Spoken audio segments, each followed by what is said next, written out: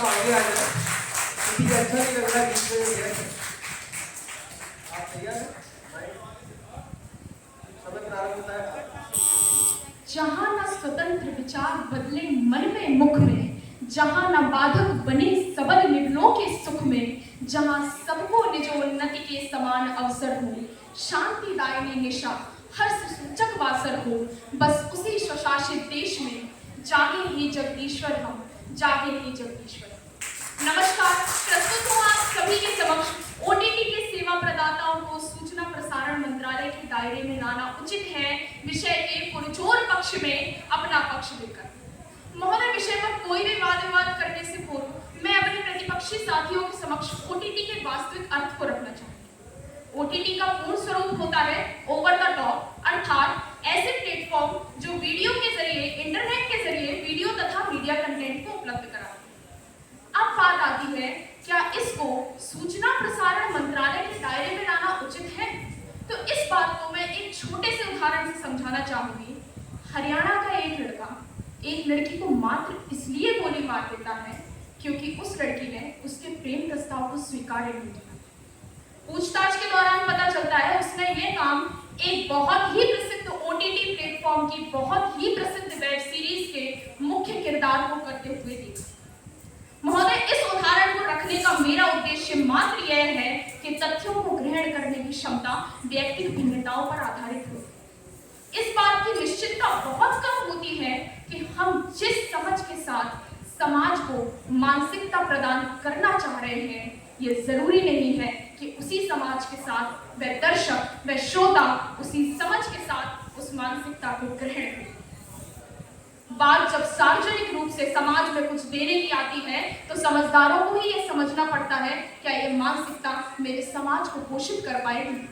एक किसान भी जब खेत में फसल बोता है और उसके साथ खरपतवार उगाती है तो वह यह जानता है कि यह फसल ना मुझे पोषित करेगी ना मेरे समाज को पोषित करेगी। और समझदार किसान वही होता है जो फसल बोने से पूर्व में खरपतवार के बीजों को अलग कर दे ताकि वह फसल समाज के साथ साथ उसे भी सही पोषण प्रदान कर सके।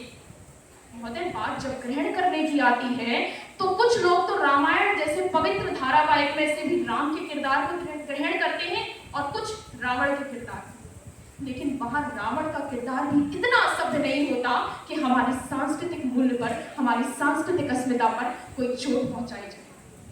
कहने का उद्देश्य मात्र इतना है कि सही और गलत दोनों ही एक दूसरे के पूरक हैं, लेकिन बात सिर्फ इतनी है कि हमारी स्वतंत्रता उस शंकरता में ना बदल जाए। बस इसी बात की कमान सूचना प्रसारण मंत्रालय अपने हाथ में लेना चाहता है। और भारत एकमात्र इसमें ऐसा देश नहीं होगा जो अपनी सांस्कृतिक अस्मिता को बचाना चाहता है। अपितु जिन देशों ने ये महसूस किया कि ओटीटी का बेलगाम घोड़ा उनकी सांस्कृतिक अस्मिता को रौंद रहा है, उसने उस बेलगाम घोड़े पर लगाम कसी, जिनमें ब्रिटेन, ऑस्ट्रेलिया और सिंगापुर जैसे बड़े देश शामिल हैं। अपने प्रतिपक्षी साथियों की दलील पर मुझे पूर्वजों की एक कहावत याद आती है कि खाओ पियो छको मत, खेलो कूदो थको मत, देखो भालो तको मत और बोलो चालो बको मत। निश्चित रूप से भारत की सभ्यता अनूठी रही है जिस पर हम सभी गर्व करते आ रहे हैं, फिर वह चाहे पारिवारिक परंपरा हो, आतिथ्य सत्कार का भाव बंधन हो अथवा हमारी भाषा संप्रेषण का माध्यम हो। आजकल ओटीटी का नजारा तो कुछ यूं हो गया है कि सावधानी हटी और दुर्घटना घटी, सावधानी हटी और दुर्घटना घटी। ना दिखाने वाली चीजों को जस का तस परोसा जा रहा है, छोटी सी छोटी बातों को मिर्च मसाला लगा करके परोसा जा रहा है। भाषा में अभद्रता, स्वभाव में आक्रामकता, दृश्यों में नग्नता हमारी भावी पीढ़ी के विचारों को कलुषित किए जा रही है। यहाँ आकर मेरे प्रतिपक्षी साथी ये दलील देकर जाते हैं कि अभिव्यक्ति की स्वतंत्रता हमारा मौलिक अधिकार है, तो मैं पूछना चाहूंगी उनसे कि स्वतंत्रता कैसी हो, क्या हो और क्यों हो। क्या इस चीज का भान हमें नहीं होना चाहिए?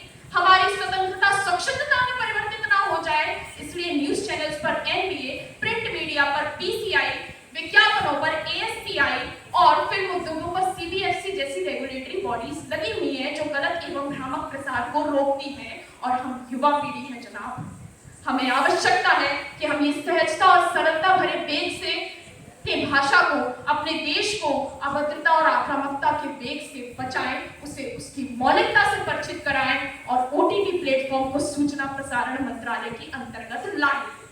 अंत में चंद पंक्तियों के माध्यम से अपनी बात को और स्पष्ट करते हुए वाणी को विराम दूं। शांति के सारे मार्ग अवरुद्ध हैं, हर ओर बस एक युद्ध है, टीवी के चैनलों में, विज्ञापनों के पैनलों में, राजनीतिज्ञों के दलों में, विशेषज्ञों के बल में कि काश कोई तो हमारी हसरतों को अमन का पैगाम दे।